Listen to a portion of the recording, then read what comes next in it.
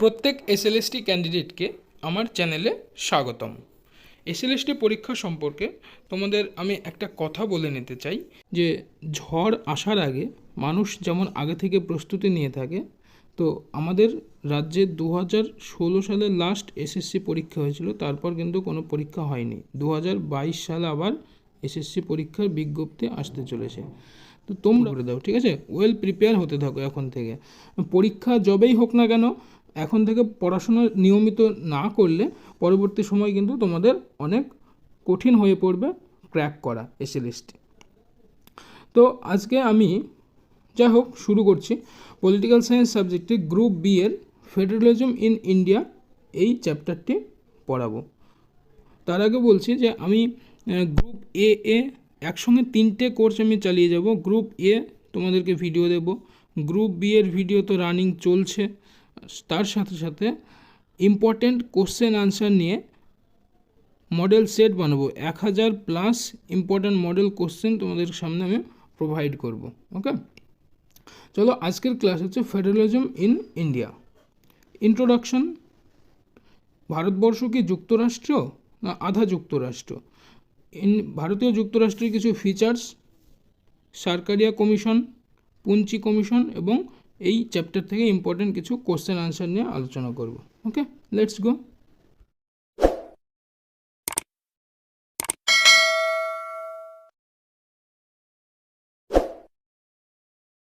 দেখো, যুক্তরাষ্ট্র বলতে আমরা আগের ক্লাসে বুঝেছিলাম যে যুক্তরাষ্ট্রের বৈশিষ্ট্য কী কী হওয়া উচিত। যারা ভিডিওটি দেখোনি, আমি ডেসক্রিপশন বক্সে লিঙ্ক দিয়ে দেবো তোমরা, অথবা আমার চ্যানেলের প্লে লিস্ট থেকে সার্চ করেও তোমরা দেখতে পারবে। আগের ভিডিওটি দেখে নিও, ঠিক আছে? তো ভারতবর্ষকে কোথাও যুক্তরাষ্ট্র বলা হয়নি, কারণ ভারতবর্ষের আর্টিকেল 1-এ 1 নম্বর ধারায় প্রথমে বলা হয়েছে India that is Bharat is a union of state. India হচ্ছে ভারতবর্ষ, যেটা হচ্ছে ইউনিয়ন অফ স্টেট, রাজ্যগুলির সংঘ, বা হোয়ার যিনি ভারতবর্ষের যে যুক্তরাষ্ট্র ব্যবস্থা সেটাকে যুক্তরাষ্ট্র না বলে কোয়াসি ফেডারেশন বা আধা যুক্তরাষ্ট্র বলে আখ্যা দিয়েছেন। ইম্পর্টেন্ট কোশ্চেন আছে, এটা মাথায় রাখবে। Federal features of the Indian constitution. ভারতবর্ষের যে সংবিধান তার যুক্তরাষ্ট্রীয় বৈশিষ্ট্য কী কী আছে, দেন আমরা দেখব এককেন্দ্রিক বৈশিষ্ট্য কী কী আছে। যুক্তরাষ্ট্র বৈশিষ্ট্য প্রথমেই থাকছে division of power between the union and state. ভারতবর্ষের যে সেন্ট্রাল গভর্নমেন্ট এবং স্টেট গভর্নমেন্ট, তার মধ্যে কিছু কিছু বিষয়ে ক্ষমতার বিভাজন রয়েছে। আমরা জানি এই ক্ষমতার বিভাজনটি পুরো 3টে পার্টে হয়ে থাকে। একটি হচ্ছে সেন্ট্রাল লিস্ট, একটা স্টেট লিস্ট, একটা কনকারেন্ট লিস্ট বা যুগ্ম তালিকা, ঠিক আছে? তো সেন্ট্রাল লিস্টে আমাদের যে বিষয় আছে ইউনিয়ন লিস্ট, সেখানে 97টি বিষয় রয়েছে। স্টেট লিস্ট হচ্ছে 66টি, এবং তোমার কনকারেন্ট লিস্টে আছে 47টি বিষয়। তো যেহেতু আমাদের ভারতবর্ষে কেন্দ্র এবং বিভিন্ন অঙ্গরাজ্যের মধ্যে ক্ষমতার বন্টন করে দেওয়া হয়েছে, এবং কিছু কিছু পাওয়ার রয়েছে যেক্ষেত্রে রাজ্য এবং কেন্দ্র উভয়েই বিষয়গুলো দেখাশোনা করবে, সেটাকে বলা হচ্ছে যুগ্ম তালিকা বা কনকারেন্ট লিস্ট। তো ইউনিয়ন লিস্টে যে বিষয়গুলি রয়েছে সেটা আমি কিছুটা বলছি। ইউনিয়ন লিস্টের বিষয়ের মধ্যে defence, armed force of the union, foreign affairs, যুদ্ধ, রেলওয়ে, কারেন্সি, ব্যাংকিং এটসেট্রা হচ্ছে সেন্ট্রাল লিস্ট। স্টেট লিস্টে কী আছে? স্টেট লিস্টে হচ্ছে বিভিন্ন লোকাল ডিসিশন, যেমন public order, police, prison, public health, forest, fishery, কৃষি, লোকাল গভর্নমেন্ট এটসেট্রা। আর যুগ্ম তালিকার মধ্যে রয়েছে তোমার criminal law, preventive detention, marriage, divorce, trade union, education etcetera হচ্ছে যুগ্ম তালিকা। নেক্সট ফিচার্স কী আছে? Dual government. আমাদের ভারতবর্ষে দ্বৈত সরকারের অবস্থিতি আমরা লক্ষ্য করতে পারি। একদিকে থাকে কেন্দ্রীয় সরকার এবং অপরদিকে রাজ্য সরকার। এটা হচ্ছে ফেডারেল ফিচার্স। নেক্সট হলো রিটেন কনস্টিটিউশন। আমাদের ভারতবর্ষের সংবিধান হচ্ছে লিখিত, কোনো কোনো দেশের অলিখিত সংবিধান আছে। তো আমাদের ভারতবর্ষের লিখিত সংবিধান যখন প্রথম এটি গ্রহণ করা হচ্ছে 1950 সালে 26শে জানুয়ারি কার্যকর করা হয়, তখন 395টি ধারাসহ এটি লিখিত আকারে প্রকাশিত হয়।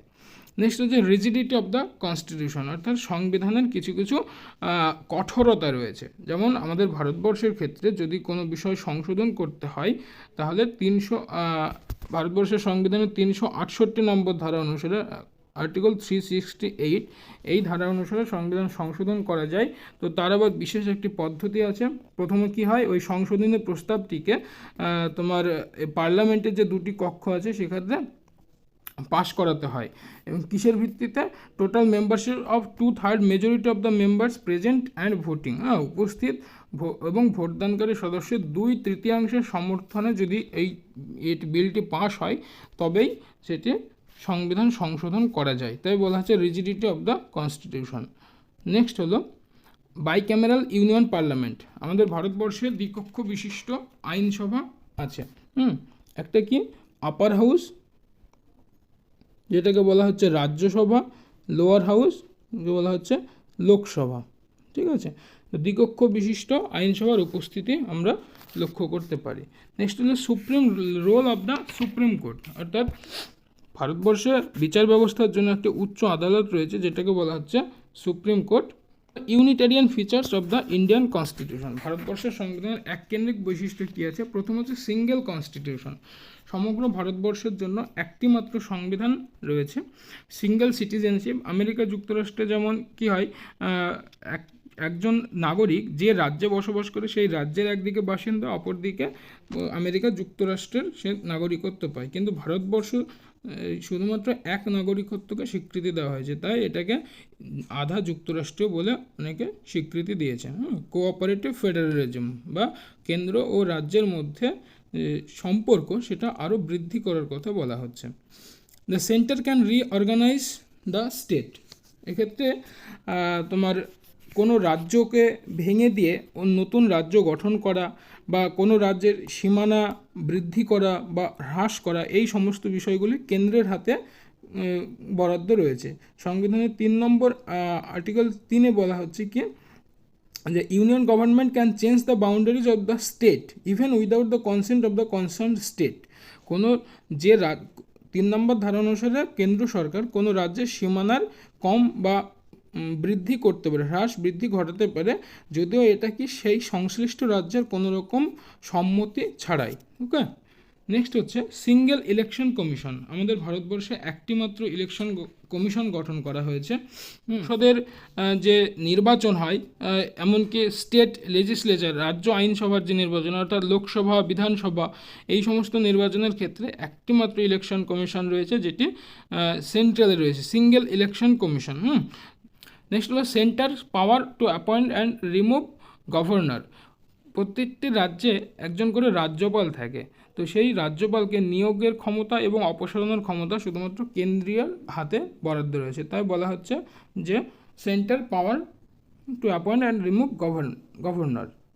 নেক্সট হচ্ছে যে ইন্ডিয়ান ফেডারালিজম সম্পর্কে আমরা যখনই আলোচনা করব তখন সেখানে একটি গুরুত্বপূর্ণ বিষয় এসে যাচ্ছে, যে সেন্টার অ্যান্ড স্টেট রিলেশনশিপ।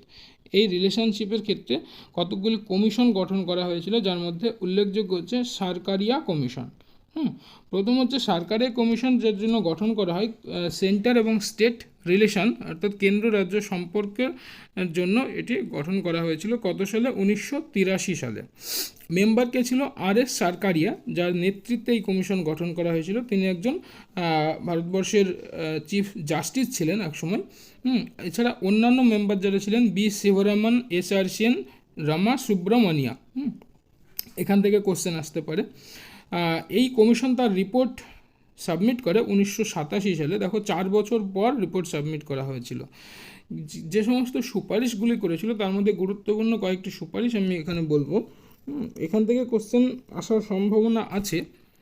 প্রথম হচ্ছে strong centre should be continue, অর্থাৎ ভারতবর্ষ যুক্তরাষ্ট্রের ব্যবস্থাকে স্বীকৃতি দেওয়ার পরেও যে কেন্দ্রের যে গুরুত্ব বৃদ্ধি একটা বিষয় ছিল সেটাকে কন্টিনিউ করার কথা বলা হয়েছিল। সাপোর্ট ফর কোঅপারেটিভ ফেডারালিজম, অর্থাৎ সহযোগিতামূলক যে যুক্তরাষ্ট্রের ব্যবস্থা, অর্থাৎ এবং কেন্দ্র ও রাজ্যের মধ্যে যে সমঝোতা সম্পর্ক আরও বেশি পরিমাণে বৃদ্ধি করার কথা সুপারিশ করেছে। নেক্সট হচ্ছে the issue of appointment of chief minister, মুখ্যমন্ত্রীর নির্বাচনের ক্ষেত্রে তিনি এই সরকারিয়া কমিশন কিছু রিকমেন্ড করেছিল, এবং গভর্নরের যে রাজ্যপালের যে অফিস সেই সম্পর্কিত কিছু রিকমেন্ড করেছিল। নেক্সট হচ্ছে পুঞ্চি কমিশন, যেটা গঠন করা হয়েছিল 2007 সালে। এটি কেন গঠন করা হয়েছিল? কারণ হচ্ছে সেন্টার এবং স্টেটের তোমার যে সম্পর্ক সেটাকে আরও ভালোভাবে প্রতিষ্ঠিত করার জন্য। নেক্সট হচ্ছে এই কমিশনের যিনি চেয়ারম্যান ছিলেন তিনি হচ্ছে এম পুঞ্চি। এছাড়া অন্যান্য সদস্য হচ্ছে ধীরেন্দ্র সিং, এনআর মাধব মেনন, ধীরেন্দ্র সিং, বিজয় শঙ্কর। এর রিপোর্ট সাবমিট করেছিল 2010 সালে। ওকে, এই চ্যাপ্টারের কিছু ইম্পর্ট্যান্ট কোশ্চেন আনসার নিয়ে আলোচনা করব। প্রথম প্রশ্ন, the term federal is derived from the Latin word foedus. Foedus কথার অর্থ কী? আমি প্রথম ক্লাসে যেখানে ফেডারেশন এবং কনফেডারেশন এই বিষয়টি বোঝাচ্ছিলাম সেখানে বলেছিলাম ফেডারাল কথার অর্থ হলো যুক্তরাষ্ট্রীয়, প্লাস কথাটি এসছে, এটি এসছে ল্যাটিন শব্দ ফোয়েডাস থেকে, যার অর্থ কন্ট্রাক্ট বা চুক্তি। তো এই ক্ষেত্রে সেপারেশন হবে না, ডিস্ট্রিবিউশন হবে না, কোভেন্যান্ট। এইটি সঠিক উত্তর। নেক্সট প্রশ্ন, who defines federalism as a union of group that may be union of state or communities such as political parties, trade union, অর্থাৎ রাজনৈতিক দল, তারপরে শ্রমিক সংগঠন যেভাবে গঠিত হচ্ছে, তো সেই রকমভাবে ফেডারালিজমকে সংজ্ঞায়িত করেছেন কে? Friedrich. Okay, next question, which of the following constitution is a federal in formulation but operates in unitary state, অর্থাৎ তত্ত্বগতভাবে সেটি যুক্তরাষ্ট্রীয় কিন্তু অপারেট করে কোন স্টাইলে? ইউনিটারি, এককেন্দ্রিকভাবে। সেটা কোন রাষ্ট্র? দেখো এখানে অপশান আছে ব্রাজিল, আর্জেন্টিনা, ভেনিজুয়েলা এবং অল অফ দি অ্যাবাভ। তো এক্ষেত্রে এই তিনটি রাষ্ট্রই মানে ফেডারাল ফর্মুলেট করেছে, ফর্মুলেশন হচ্ছে ফেডারালিজম, বাট অপারেশন করে ইউনিটারি স্টাইলে। তো তিনটি রাষ্ট্র, অল অফ দি অ্যাবাভ হলো সঠিক উত্তর। পরের প্রশ্ন, the United States confers residuary power. America যুক্তরাষ্ট্রের রেসিডিউয়ারি পাওয়ারটা কার হাতে বরাদ্দ হয়েছে? রাজ্যের হাতে। Question number 5, which of the following federation influenced the founding father of Indian constitution. ভারতবর্ষের যে সংবিধান সেক্ষেত্রে যে ফেডারেশনের যে ধারণাটি নেওয়া হয়েছে সেটা কোন কোন দেশের সংবিধানের দ্বারা প্রভাবিত হয়েছিল? প্রথমে হচ্ছে আমেরিকা, ইউএসএ, নেক্সট হলো কানাডা, এবং 3 নম্বর হলো অস্ট্রেলিয়া। এই তিনটি দেশের সংবিধান থেকে ভারতবর্ষের সংবিধানে যুক্তরাষ্ট্রের যে বিষয়টা সেটা নেওয়া হয়েছে। তো কোশ্চেন নাম্বার 5-এর আনসার হচ্ছে আমেরিকা যুক্তরাষ্ট্র, কানাডা এবং Australia. Next question, which of the following is one of the approaches to the study of Indian federal system. নিম্নলিখিত দৃষ্টিভঙ্গিগুলির মধ্যে কোনটি বা কোনগুলি কী করছে? যে ভারতের যুক্তরাষ্ট্রের যে ব্যবস্থা সেটাকে অধ্যয়ন করছে। Historical approach, institutional approach, legal approach না অল অফ দি অ্যাবাভ। এক্ষেত্রে তিনটি দৃষ্টিভঙ্গি তোমার ভারতবর্ষের যে যুক্তরাষ্ট্রীয় ব্যবস্থাকে সেটির অধ্যয়ন করে থাকে। Which model of federalism is prevalent in the newly independent countries of Asia and Africa. Asia এবং আফ্রিকার মতো কিছু মহাদেশের কিছু দেশ যেগুলি সদ্য স্বাধীন হয়েছে সেক্ষেত্রে সেই সমস্ত দেশগুলি যুক্তরাষ্ট্রের কোন মডেলটাকে অ্যাকসেপ্ট করেছে? Bargaining federalism. Okay, question number 8, which of the following is not a federal feature of the Indian constitution. ভারতবর্ষের সংবিধানের নিম্নলিখিতগুলির মধ্যে কোনটি ফেডারেল ফিচার নয়? আমরা দেখলাম এই ভিডিওতে আমরা দেখেছি ইউনিটারি ফিচার্স এবং ফেডারেল ফিচার। ইউনিটারি ফিচারের মধ্যে প্রথম পড়েছিলাম সিঙ্গেল সিটিজেনশিপ। ওকে, তো রিটেন কনস্টিটিউশন হলো federal feature, independent judiciary federal feature, rigid constitutional federal feature, কিন্তু সিঙ্গেল সিটিজেনশিপ হচ্ছে ফেডারেল ফিচার নয়। ওকে, 8-এর কোশ্চেনের সঠিক উত্তর option D, single citizenship. Next প্রশ্ন, which commission has examined process of economic planning in the context of union state relation. Union state রিলেশনশিপের ক্ষেত্রে সারকারিয়া কমিশন মূল ভূমিকা পালন করেছিল। তো কোশ্চেন নাম্বার 9-এর সঠিক উত্তর অপশান এ। কোশ্চেন নাম্বার 10, এখানে বলা হচ্ছে which of the following committee was appointed in 1971। 1971 সালে কোন কমিটিটি গঠন করা হয়েছিল? কিসের জন্য? To review the federal structure under the retired chief justice of the high court. অর্থাৎ ভারতবর্ষের যে ফেডারেল স্ট্রাকচার সেটিকে রিভিউ করার জন্য কোন কমিটিটি গঠন করা হয়েছিল? দেখো সান্থানাম কমিটি, এটা হচ্ছে করাপশনের জন্য মূলত, ঠিক আছে, দুর্নীতির বিষয়টি দেখাশোনার জন্য সান্থানাম কমিটি গঠন করা হয়েছিল। ফিনান্সিয়াল কমিটি অর্থনীতি রিলেটেড, তো এটিও হবে না, এটিও হবে না, নান অফ দ্য হবে না। রাজা মান্নার কমিটি, সারকারিয়া কমিশন যেমন গঠন করা হয়েছিল 1983-তে, পঞ্চি কমিশন 2007-এ, তেমনই 1971 সালে রাজা মান্নার কমিটি গঠন করা হয়েছিল। সো এক্ষেত্রে অপশন সি হলো সঠিক উত্তর কোশ্চেন নাম্বার 10-এর। পরের question, which among the following refers to ties which bind the people of a particular country into one unified relationship? National integration সঠিক উত্তর। পরের প্রশ্ন, কনসিডার দ্য ফলোয়িং ফ্যাক্টর। দেখো এখানে চারটে স্টেটমেন্ট আছে। প্রথমটা বলা হচ্ছে continental dimension of Indian polity which by its size is large and by its diversity complex. ঠিক আছে, ভারতবর্ষ বৈচিত্র্যপূর্ণ দেশ এবং সাইজেও বৃহৎ। Existence for centuries of a plural society, বহুত্ববাদী সমাজ রয়েছে যেখানে বিভিন্ন সংস্কৃতি, ভাষা, অঞ্চল, ধর্ম, অর্থনীতি ইত্যাদির অস্তিত্ব আমরা লক্ষ্য করি।